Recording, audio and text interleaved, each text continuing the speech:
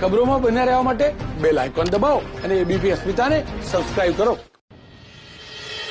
લીંબડી બેઠક પર ઉમેદવારોની પસંદગીને ધ્યાને લઈને ભાજપ અને કોંગ્રેસનું કોકડું ગૂંચવાયું છે.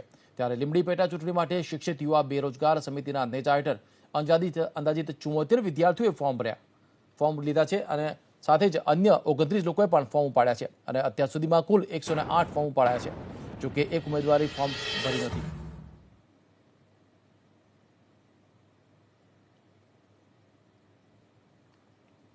ચુમ્મોતેર યુવાનોએ શિક્ષિત બેરોજગાર સમિતિના નેજા હેઠળ ફોર્મ લીધા છે. તો ભરતી પ્રક્રિયામાં પૂર્ણ ન થતા યુવાનોએ ચૂંટણી લડવા માટે ફોર્મ ઉપાડ્યા છે. ભરતી પ્રક્રિયાનો આ અનોખો વિરોધ 108 ઉમેદવારોએ ફોર્મ ઉપાડ્યા છે.